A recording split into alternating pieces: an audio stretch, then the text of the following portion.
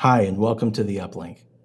Have you ever had an application that you're trying to troubleshoot where your users are telling it's slow, or there's a service that seems like it's running slow, but everyone that you talk to on the network, on the system side, on the database side, is telling you that everything runs fine, that the metrics all look great. And when you run it locally on your workstation, it runs really fast.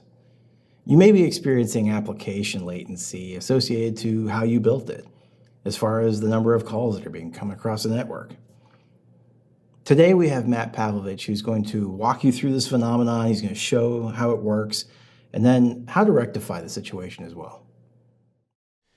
Hey, it's Matt with an Uplink Tech Spot. Today I want to talk about latency, and specifically application latency. So I put together a little demo that highlights the tricky nature of application latency and how we can get backed into a corner as application developers into a situation where our application design can make it to where we can no longer improve the performance of an application just by buying hardware or buying a faster network connection. So there's two types of latency, and I'm kind of generalizing here a little bit. There's network latency, which is just what is the built-in delay or what is the built-in slowdown in our network. So how many layers of switches, routers, physical distance is involved for connecting to two systems. Application latency, on the other hand, is when we're building our application or designing our systems, what are we telling the system to do in terms of how it's utilizing that network link, or how is it utilizing that bandwidth? And specifically, it comes down to, if I'm trying to move data from point A to point B, am I trying to do that in as few operations or many operations? So I put together a demo here where we're moving a gigabyte of data from between two systems. So I have an order application and an order database.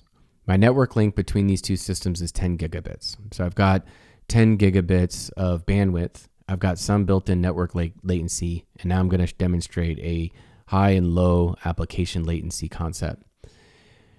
And so let's do some quick benchmarking here. So first I want to demonstrate what is my just network throughput to make sure we're not hitting a network limitation. And as you can see, I'm using the iperf3 command. I'm sending a gigabyte of data pretty quickly, and I'm able to see 9.9 gigabits per second. So I'm losing a little bit of bandwidth due to network latency. I'm not achieving a full 10 gigabits. This is expected. This is a really healthy network connection because I've had very consistent numbers across the test. So I've got 9.9 gigabits per second, but in terms of normalizing that, all of our other numbers in this demo are going to be in megabytes per second. This works out to be about 1.2 gigabytes per second throughput between the systems at the network level. Now we'll quickly, let's make sure we're not talking about backplane. Like, what is the backplane capable of on this computer? So I'm able to move a gigabyte of data really quickly. So I'm using the same DD command that I'm going to use through the rest of the demo. And you can see from a backplane perspective, reading data and writing it to nowhere just through the CPU and memory backplane, I'm getting about 7.3 gigabytes per second. So the compute backplane, very big, very healthy, 7.3 gigabytes. My network link between the two systems, 1.2 gigabytes per second. Okay, so I've got an SSD drive on this box. I'm going to do a write, and I'm going to do the high latency application. So what I'm doing is I want to write a gigabyte of data, but instead of writing it all at once, I'm going to write in 32K chunks, and that takes me 32,000 operations to do. So to do this write of a gigabyte of data in a high latency way, I'm saying write 32K chunks 32,000 times, and I get a gigabyte. And as we can see, as I'm rolling the same command a couple times, so we can see and get about an average. Or we see we're able to do 246 megabytes per second to this SSD disk on this local system. Now, when I do the low latency write, and I fire this off on the same system, I'm getting about the same throughput. I'm able to observe 210, 250. It's pretty negligible. If I ran this 100,000 times, these numbers would really average out between each other.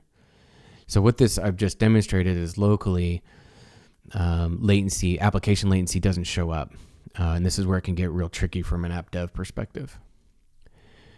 Okay, so on the database system, let's benchmark what it can do locally.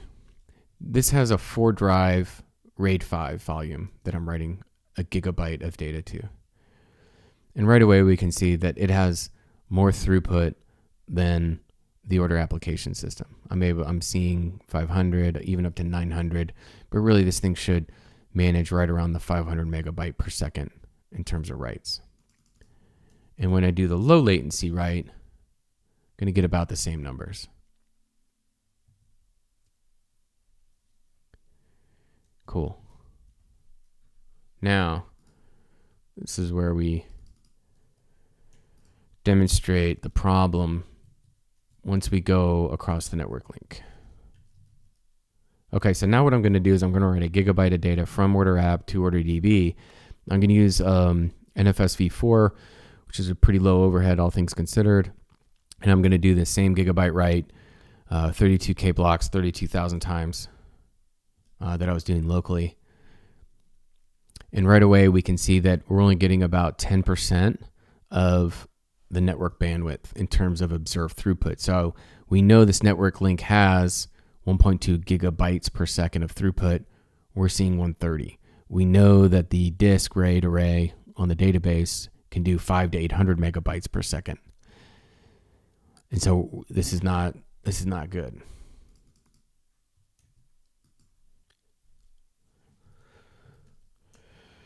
And now when I do the low latency, so now I'm writing the same gigabyte of data, but instead of doing 32K blocks, I'm doing 64 meg blocks, and I'm only sending 16 write operations down. You can see that my throughput jumps up. Now I'm observing about half the available bandwidth, and I'm getting pretty close to the throughput of the disk on the order database server. So this really demonstrates the tricky nature of when you're doing an application and you need to move a large amount of data, that you can get yourself into a bind from an application perspective by doing lots of small writes versus trying to do fewer larger writes. And so this highlights application latency and the problem that you can't improve it just by spending more money. So hopefully this was helpful in painting a picture of what application latency is and how application design can cause your observed throughput to not be what you expected. Check out the commands, run them in your environment. We host them up as always on our GitHub pages. Thanks for checking us out. See you again.